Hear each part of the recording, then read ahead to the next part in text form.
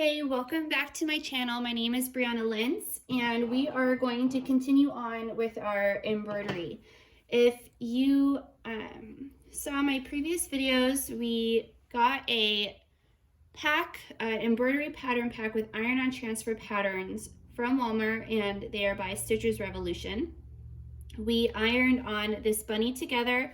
We put the hoop on together, and I have started working on this today. I love embroidery. I forgot how fast it is once you get the hang of it, and it's forgiving. It's a very forgiving and cheap and cost-effective craft. So what I wanted to do with you on camera was I wanted to end this thread. I tied a knot at the end. I don't have the neatest back. I haven't embroidered in a while, but that's okay. You know, these things will come with practice and time, and I'm going to make this probably into a pillow, so I'm not that concerned about it. So I just ended my gray thread right here, and I'm going to start with some pink, and I think I'm going to put pink right here. And I thought this would be a great way to show you how I start my thread and how I stitch this this basic stitch for embroidery. So if you're curious, I'm using DMC thread 3689. It's a very light pink. I think that'll be really cute. And your DMC thread is going to come with 6 strands on it. And I am going to separate my strands so I have 2 of them.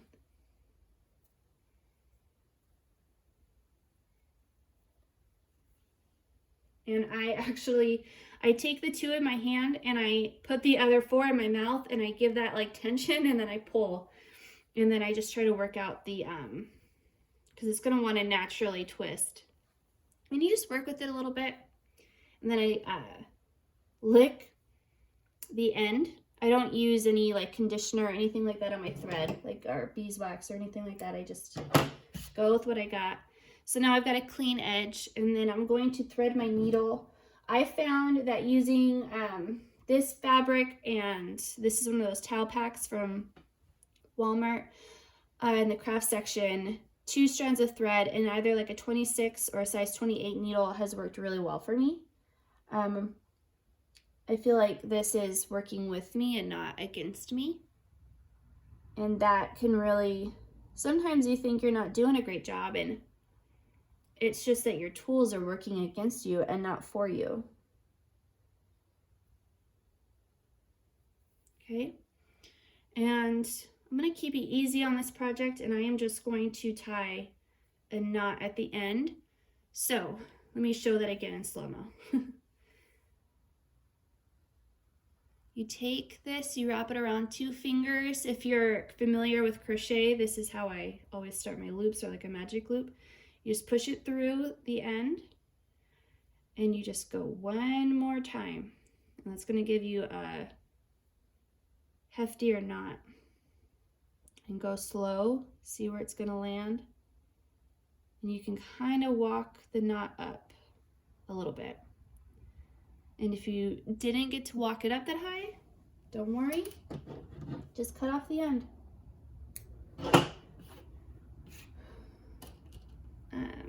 I like to give myself about an arm's length amount of thread. And then just decide where you're going to start stitching on your piece. When I stitch, I like to see where I think the most bottom layer is. So I started with the carrot, and then I did the little details for the carrot top. Then I did what I felt was the most bottom part of the bunny. And now I'm just going to go in here, which, yes, you could argue, well, that's underneath that hand, but I was working all in gray. So I'm going to get a little bit closer here. So I'm going right up to the gray. I'm not splitting that stitch. I'm just going right up next to it, and I'm going to pull. Not too much, just enough, okay? Because you don't want to distort your fabric. And what you're going to do is you're just going to try to make consistent stretches of thread for each stitch, if that makes sense. And if they're not, they're not. I mean, just be forgiving to yourself. So you're gonna go down, and then you're gonna go up about equidistant as that other stitch, okay? And this is what's gonna make that stitch for you, is you're gonna go back down into that little hole right there. So you're going down into the very front of that original stitch, and you go pull down, making sure that you're not stitching through your towel. Okay, we're gonna repeat that process. You're gonna go back up. You can kind of poke your needle before you commit. Is that good enough? Sure. And then you're gonna go back down. And once you get a rhythm, and you just keep going. And, you know, you wanna cover that pattern line as much as you can. You can see it more on this light pink than any of my other colors because it's a lighter color. I'm not that worried about it. I used to stress over things being perfect to the point where I didn't complete things, or I was so unhappy. And what are you doing this in your free time for? You're just going to stress out about little details that you're probably the only one who notices them. And you know what? You can kind of get really therapeutic and in a trance. And what I love about embroidery is that you don't have to count. You really got to pay attention where you're putting your needle. See, maybe a little too close. And if you feel like your thread is getting a little twisted, just let your needle hang, and it'll naturally fall down and untwist itself. And you just keep going. So let me finish this and I'll show you how I completely end it off.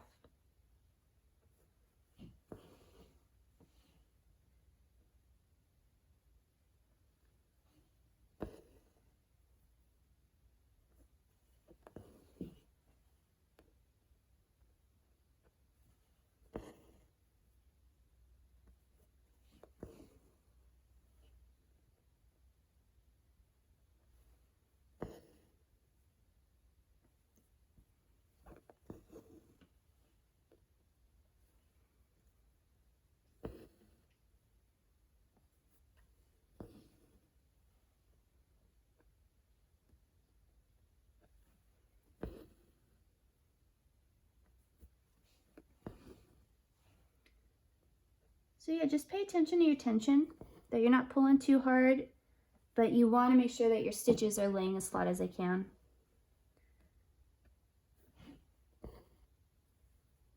And when you come up, just try to cover that pattern line as much as possible.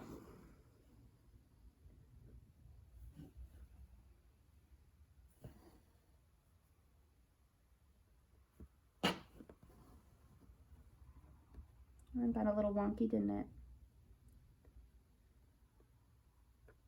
And see, when I come to stitch his face, or her face, this bunny's face, it's gonna go over this line, and that's what I like. So even though, yeah, that got a little wonky, didn't it?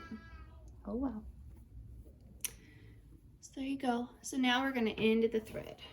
And this is how I do it, is I come underneath, I go underneath,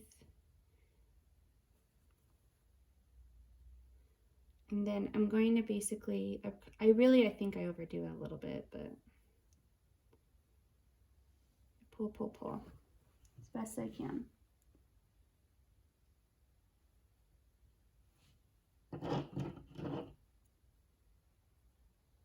And that's it.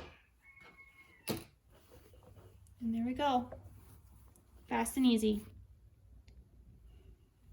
Oh, this is going to be so cute. So thanks for following along, guys. I'll see you in the next video. Bye.